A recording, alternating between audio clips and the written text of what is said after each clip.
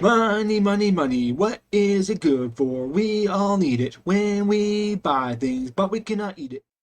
Hello, I am Christopher James Logan, and today we discuss money and what it's good for. I hope you stay with me during this topic, as it will be extraordinarily boring, but important. Stay tuned.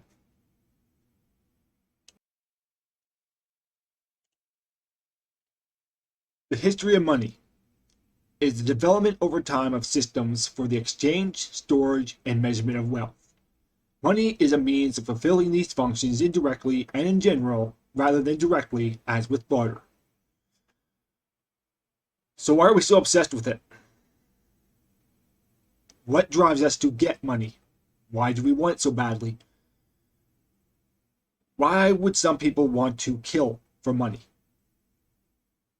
Today, I'm going to try to learn that. Money may be taken as a physical form or as notes, coins, notes, or may exist as a written or electronic account, such as digital currency, like what we have in our bank accounts and such things like that. It may have intrinsic value, such as it may be in a commodity, or may be legally exchangeable for something with intrinsic value, such as representative, or only have nominal value, fiat money. Our paper money is fiat money. Representative money would be stuff like coins, I guess. Gold, coins. So intrinsic value, I don't really know what that means, but I would say that it has functional value. It means something, such as like a lawnmower or a car. Money was invented before written history. It was invented before we began recording our records. I find that fascinating. So I guess it would be kind of difficult to find out exactly how it was developed in the first place. Yeah, I tried doing this. I never could have really figured it out. Cowrie shells are beads, similar to how we have jewels and stuff. We can't eat them, but we do like to trade them for stuff. I used to work with beads when I was younger. Kind of weird for a boy to do that. I don't know what my mom would think. What my mom was thinking. But case in point, I never really did much with them. It was the short fad that I grew out of really quickly. I found it boring. I always like playing video games more. Now look at me. I'm doing YouTube, discussing money. We cannot trace the true origin of the invention of money, which is a real shame. Further historical evidence supports the idea that money has taken two main forms, divided into the broad categories of money of account, debits and credits on ledgers, and money of exchange, tangible media of exchange made from clay, leather, paper, bamboo, metal, etc. So like the metal coins we have today and paper money we use today. Except it's now made of plastic that can't be replicated, which is pretty cool. As money of account depends on the ability to record a count, the tally stick was a significant development. The oldest of these dates from the Aurignacian, about 30,000 years ago. And there's some people who want to say that we're only 6,000 years old. I find that hard to believe. Evidence right here says that humanity is over 30,000 years old. We can't exactly be using tally sticks if we're not around. And there's even evidence of one that looks just about as ancient as you would think. A 20,000-year-old Ishango bone found near one of the sources of the Nile in the Democratic Republic of the Congo seemed to use matched tally marks on the thigh bone of a baboon for correspondence counting. Well, that's kind of morbid for the baboon, anyway. Accounting records, in the monetary system sense of the term accounting, dating back more than 7,000 years, have been found in the Mesopotamia. What's Mesopotamia? It's a historical region of West Asia. That's awesome. Situated within the Tigris-Euphrates River system in the northern part of the Fertile Crescent. And today it's known as present-day Iraq. And documents from ancient Mesopotamia shows lists of expenditures, goods received and traded, and the history of accounting. Evidences that money of account predates the use of coinage by several thousand years. Which kind of makes sense, like, when you think about it. Imagine trying to mass-produce stuff like coins to service thousands of people. and you have to have thousands of coins. You have to have quite a few coins. Therefore, they'd have to come up with a method of mass production. Keeping records on ledgers and accounts would be much easier. You just have to write them down. Use of metals for currency. While not the oldest form of money of exchange, various metals, both common and precious, were also used in both barter systems and monetary systems. And the historical use of metals provides the clearest illustration on how barter systems gave way to monetary systems. In trade, barter is a system of exchange in which participants in transaction directly exchange goods or services or other goods or services without using a medium of exchange, such as money. So they would trade goats for rice or beans for spices, whatever a person might need. They would barter, try to figure out the best trade to go with. For example, if I had 20 goats and I can't take care of 20 goats, and I was low on goat feed, I could trade a couple of goats for goat feed. Self-sustaining goats. Well, mostly. I kind of have to do the trading and help them sustain themselves, but more or less self-sustaining goats. The Romans' use of bronze, while not among the most ancient examples, is well documented. Yeah, bronze. See, the thing about bronze is you needed tin. With the fall of a few of the ancient civilizations at the beginning of the collapse of the Bronze Era, the Bronze Age collapse, it was pretty much downhill from there. Once they can no longer make bronze, it turns out they can no longer make money either. They used to use it for metals, like for their weapons, like swords and daggers and arrowheads. But without tin, you can't make bronze. Tons of copper, but little tin.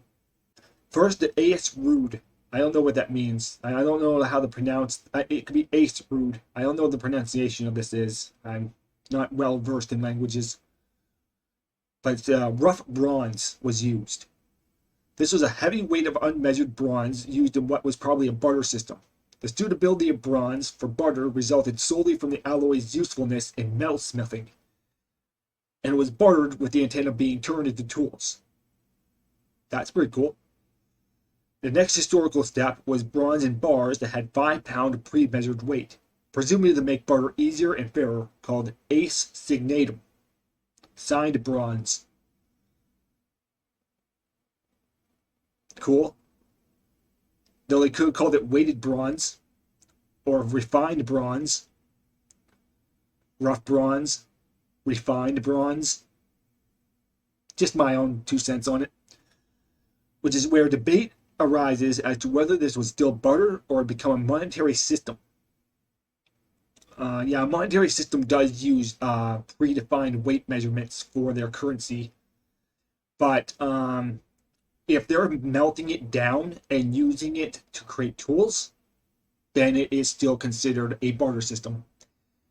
If the currency is destroyed after the trade is completed and turned into something else, then it is a barter, not a monetary system.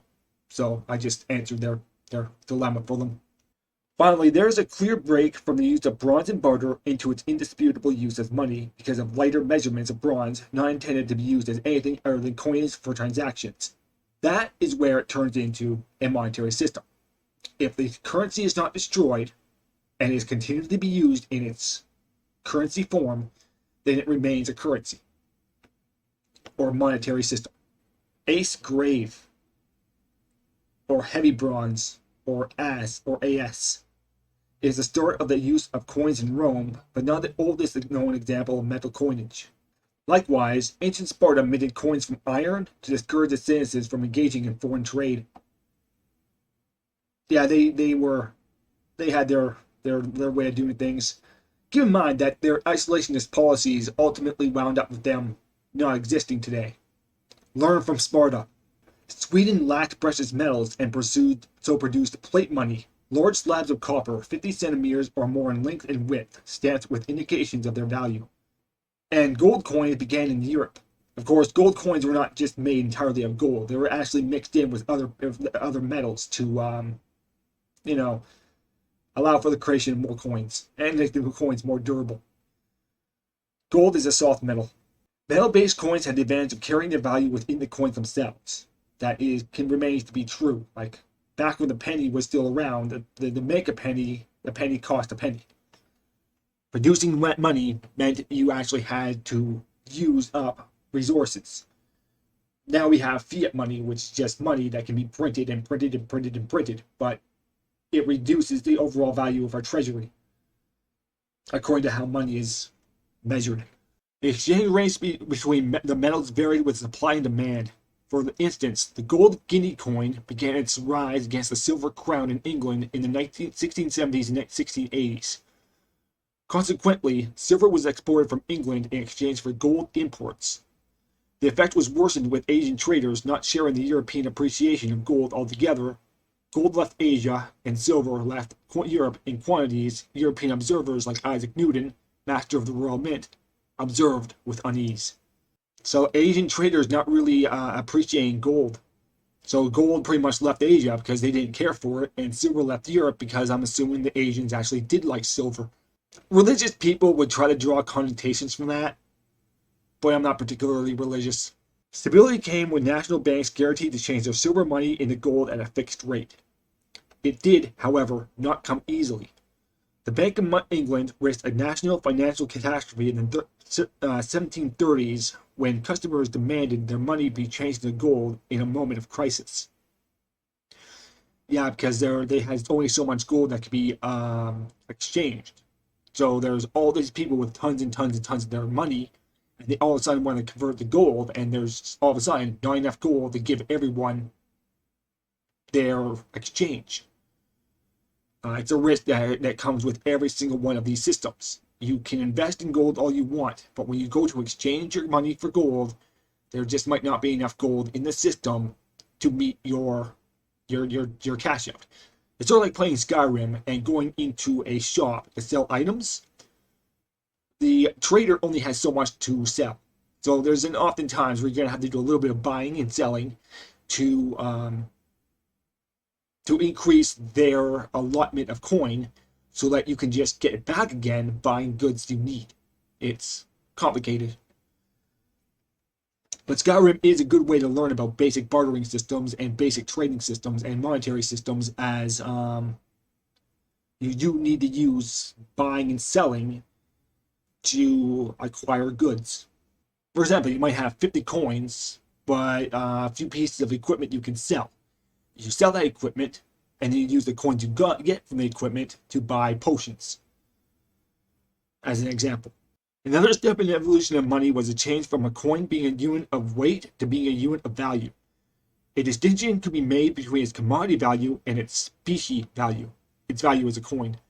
The difference between these values is Sagnorage.